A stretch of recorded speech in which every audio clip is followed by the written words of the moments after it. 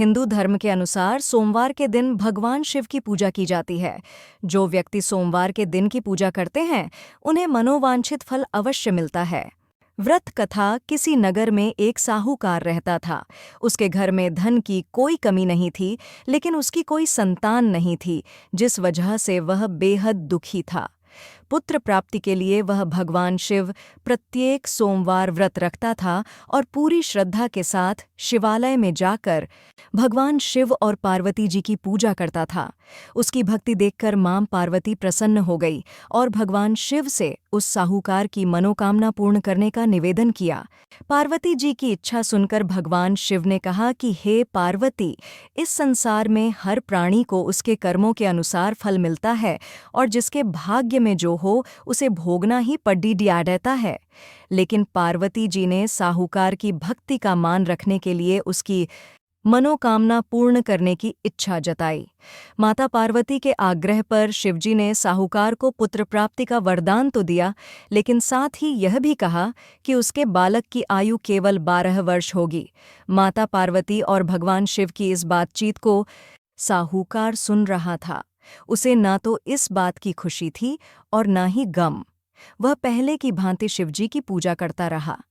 कुछ समय उपरांत साहूकार के घर एक पुत्र का जन्म हुआ। जब वह बालक 11 वर्ष का हुआ तो उसे पढ़ने के लिए काशी भेज दिया गया। साहूकार ने पुत्र के मामा को बुलाकर उसे बहुत सारा धन दिया और कहा कि तुम इस बालक को काशी विद्या प्राप्ति के लिए ले जाओ और मार्ग में यज्ञ कराओ। जहां भी यज्ञ कराओ वहीं पर ब्राह्मणों को भोजन कराते और दक्षिणा देते हुए जाना। दोनों मामा भांजे इसी तरह यज्ञ कराते और ब्राह्मणों को दान दक्षिणा देते काशी की ओर चल पड़े। राते में एक नगर पद्धा जहां नगर के राजा की कन्या का विवाह था, लेकिन जिस राजकुमार से उसका विवाह होने वाला था वह एक आंख से काना था। राजकुमार के पिता ने अपने पुत्र के काना होने की बात को छुपाने के लिए एक चाल सोची। साहूकार के पुत्र को देखकर उसके मन में एक विचार आया। उसने सोचा, क्यों न इस लड्डी को दूल्हा बनाकर राजकुमारी से विवाह करा दूं। विवाह के बाद इसको धन देकर विदा कर दूंगा और राजकुमारी को अपने नगर ले जाऊंगा। लड्ढके को दूल्हे का वस्त्र पहनाकर राजकुमारी से विवाह कर दिया गया। लेकिन साहूकार का पुत्र एक ईमानदार शख्स था। उसे यह बात न्याय संगत नहीं लगी।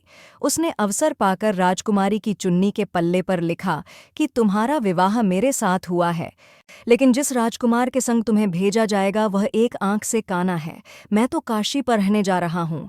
जब राजकुमारी ने चुन्नी पर लिखी बातें पढ़ी तो उसने अपने माता पिता को यह बात बताई। राजा ने अपनी पुत्री को विदा नहीं किया, जिससे बारात वापस चली गई। दूसरी ओर साहूकार का लड्डका और उसका मामा काशी पहुंचे और वहां जाकर उन्होंने यज्ञ किया। जिस दिन लड्ढेचके की आयु 12 साल की हुई उसी दिन यज्ञ रखा गया। लड्ढेके ने अपने मामा से कहा कि मेरी तबीयत कुछ ठीक नहीं है। मामा ने कहा कि तुम अंदर जाकर सो जाओ। शिवजी के वरदानुसार कुछ ही क्षणों में उस बालक के प्राण निकल गए। मृत भांजे को देख उसके मामा ने विलाप शुरू किया। संयोगवश उसी समय शिवजी और माता पार्वती उधर से जा रहे थे। पार्वती ने भगवान से कहा, प्राणनाथ, मुझे इसके रोने के स्वर सहन नहीं हो रहा। आप इस व्यक्ति के कष्ट को अवश्य दूर करें।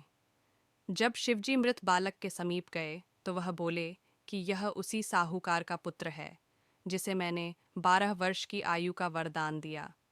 अब इसकी आयु पूरी हो चुकी है, लेकिन मातृभाव से विभोर माता पार्वती ने कहा कि हे महादेव, आप इस बालक को और आयु देने की कृपा करें, अन्यथा इसके वियोग में इसके माता पिता भी ठडिप कर मर जाएंगे। माता पार्वती के आग्रह पर भगवान शिव ने उस लड्ढके को जीवित होने का वरदान दिया। शिवजी की कृपा से वह लड्ढका जीवित हो गया। शिक्षा समाप्त करके लड़का मामा के साथ अपने नगर की ओर चल दिए। दोनों चलते हुए उसी नगर में पहुंचे जहां उसका विवाह हुआ था। उस नगर में भी उन्होंने यज्ञ का आयोजन किया।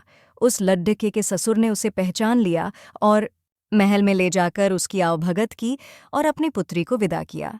इधर भूखे प्यासे रहकर साहूकार और उसकी पत्नी बेटे की प्रतीक्षा कर रहे थे। उन्होंने प्रण कर रखा था कि यदि उन्हें अपने बेटे की मृत्यु का समाचार मिला तो वह भी प्राण त्याग देंगे, परंतु अपने बेटे के जीवित होने का समाचार पाकर वह बेहद प्रसन्न हुए। उसी रात भगवान शिव ने व्यापारी के स्वप्न में आकर कहा, हे श्रेष्ठी, मैंने तेरे सोमवार के व्रत करने और व्रत कथा सुनने से प्रसन्न होकर तेरे पुत्र को लंबी आयु प्रदान की है। जो कोई सोमवार व्रत करता है या कथा सुनता और पढ़ता है, उसके सभी दुख दूर होते हैं और समस्त मनोकामनाएं पूर्ण होती हैं।